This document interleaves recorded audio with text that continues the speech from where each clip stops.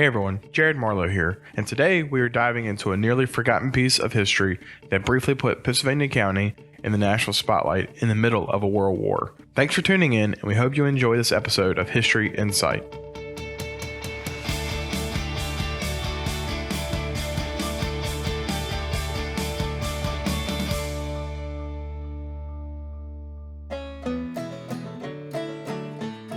Odell Waller was born on March 6, 1917 in Pittsylvania County, Virginia.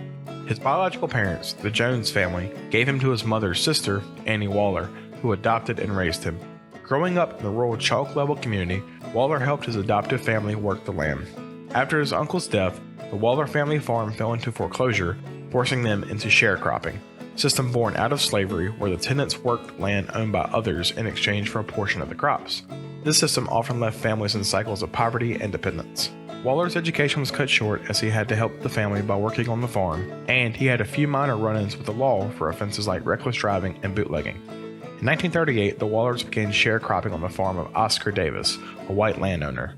The relationship was contentious and tensions rose in 1940 when Davis reduced the Wallers' acreage to 2 acres total. After Davis failed to pay Annie Waller for nursing his sick wife, the Wallers quit working for him, so Davis evicted them from living on his land. He later allowed them to keep working the 2 acres, though their income was significantly reduced. Because of this, Odell Waller found work elsewhere and began traveling, but financial hardship persisted. In July 1940, Annie Waller and other family members harvested the wheat on their acreage, but Davis refused to pay her for it. When Odell, then in Baltimore, heard about the situation, he returned home on July 14th. The next day, Waller, his aunt, and others went to confront Davis. Accounts differ on what happened next, but a confrontation led to Waller shooting Davis, who later died from his injuries. Waller fled, eventually reaching Columbus, Ohio, where he surrendered to police on July 24th.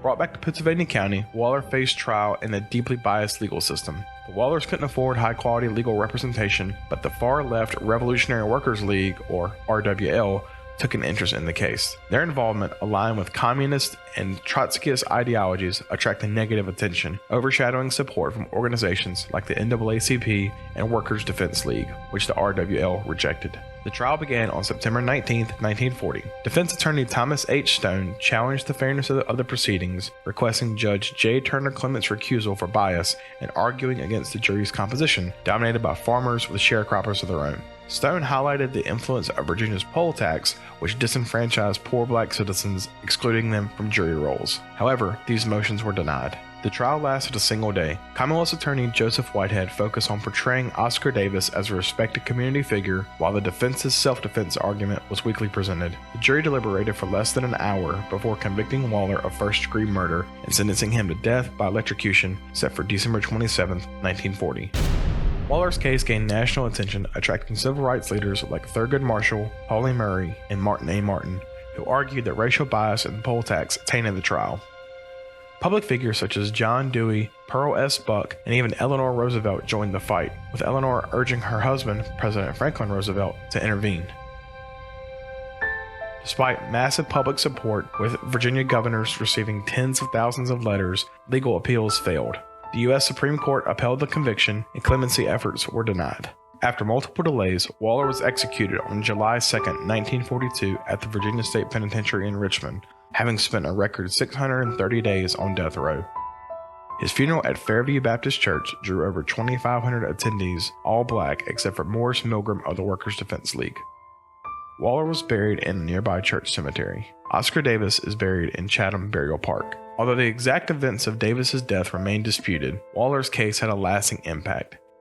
It highlighted racial inequities in the legal system and contributed to the eventual ratification of the 24th Amendment in 1964, banning poll taxes, thus broadening jury representation. Additionally, Governor Colgate Darden's term saw the establishment of Virginia's Pardon and Parole Board with authority to commute sentences, marking a significant step towards judicial reform. Waller's story endures as a symbol of the fight for racial justice and legal fairness in America. As always, the History Insight team wishes to thank you all for checking our stories out.